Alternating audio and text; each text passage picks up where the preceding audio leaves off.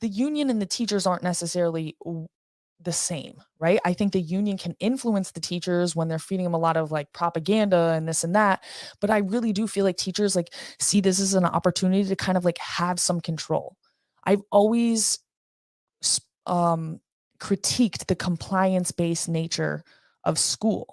Right. I do believe in classical education in the sense like, you should do modeling. Kids should be taking notes. Like there should be like some small mini lectures and, you should have like a pretty traditional grading system, hybrid mixed with other opportunities as well.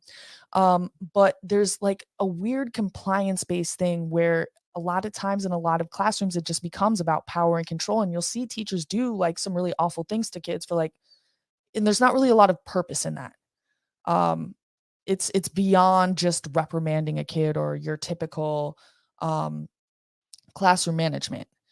And I think masks really go into that. Kids are definitely much more compliant when they're in masks, right? They can't speak, they can't breathe, they're covered up from seeing each other's emotions.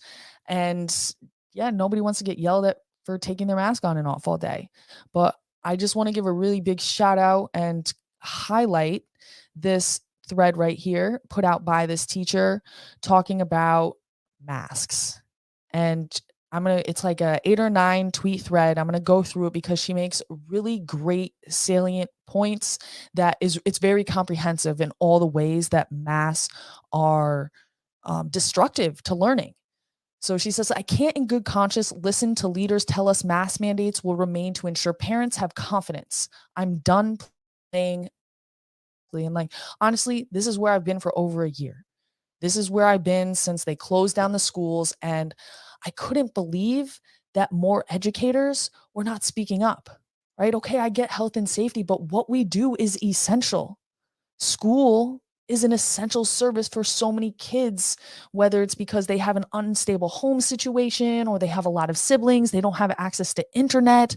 Maybe they like when you're staying home all day, like my mental health deteriorated. I can only imagine being a kid and having social life be one of the most important aspects of your life and just like developmentally necessary. So I was I was done back then and I was appalled by my profession for not also stepping up and saying something and hiding behind the veil of health and safety. But she's right. Masks are harming kids, and it is our responsibility of educators to be a voice for them. So, and she does really good. So much of this stuff is cited and it has links. So there's been studies, and we've seen it, that you can't hear people, you can't see their lips, you can't read their speech, right? If kids have hearing impairments, or if you don't have hearing impairments, you facial expressions, like this is a huge one. You guys know me, I'm hello, all those beautiful faces. Like you learn so much from a face. I think it's like I forget what the exact statistic is, but it's some really large number of how you communicate is nonverbal. So facial expressions are important, right? You can't trust somebody. And also you don't really know what somebody looks like. If you only see this much of their face, you kind of like you just create this like general image of this. So many times I've been so surprised when somebody took off their mask. I'm like, "Whoa, that is not what I pictured you look like." It's like faces are beautiful. Even if they're not like objectively beautiful, they're beautiful.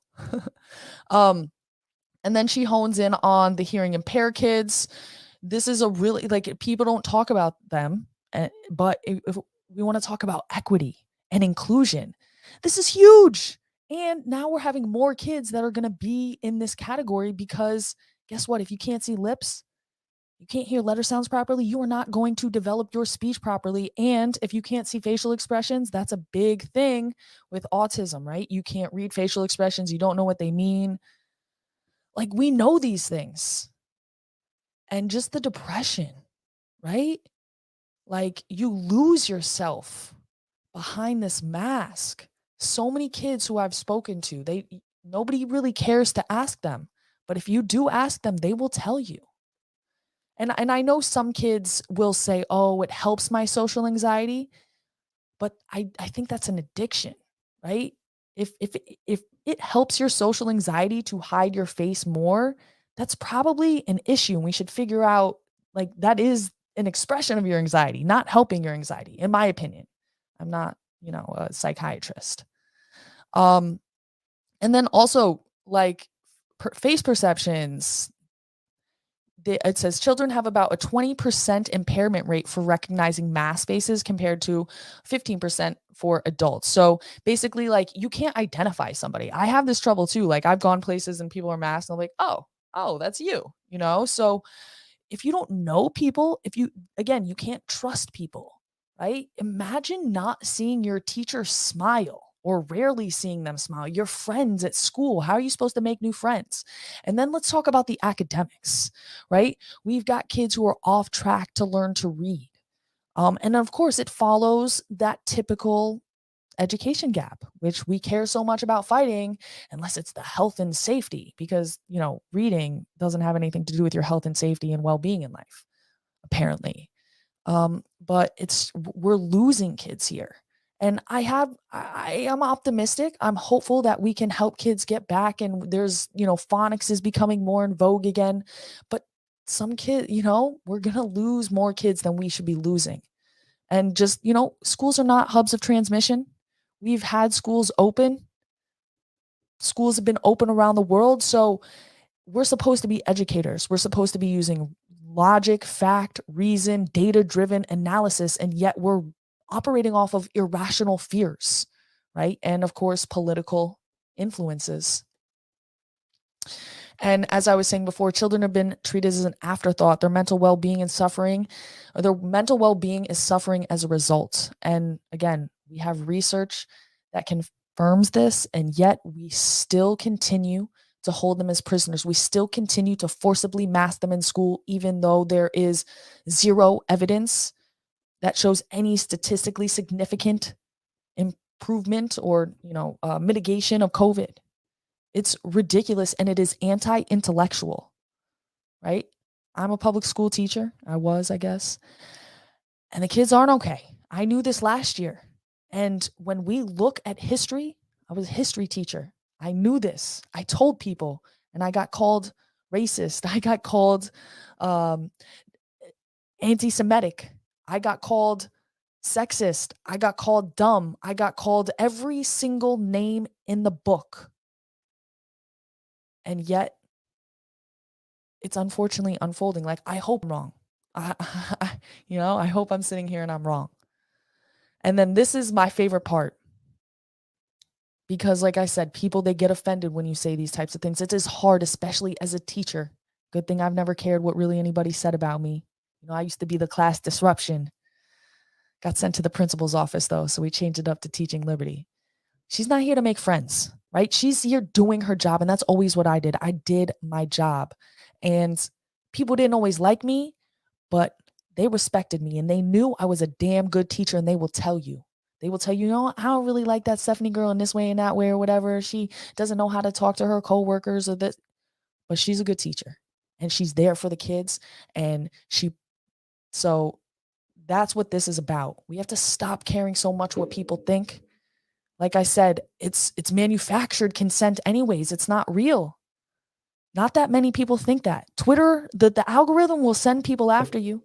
I've gotten the pylon a couple of times. Thousands of people coming to tell me how stupid I am. I'll get the bots. Like, there's something that clicks over in the algorithm at some point if you trip it, where bots will send you nasty messages. But you just ignore them because that is not real. That's manufactured consent. Big money pays for that. They want to mess with your mind. They want to mess with your soul. They want to do you like the DOE's doing us. They want to stretch you out. They want to make you so that it's so unmanageable that you give in. Because this is about compliance. And when you comply, it only begets more compliance. Non-compliance is the only way.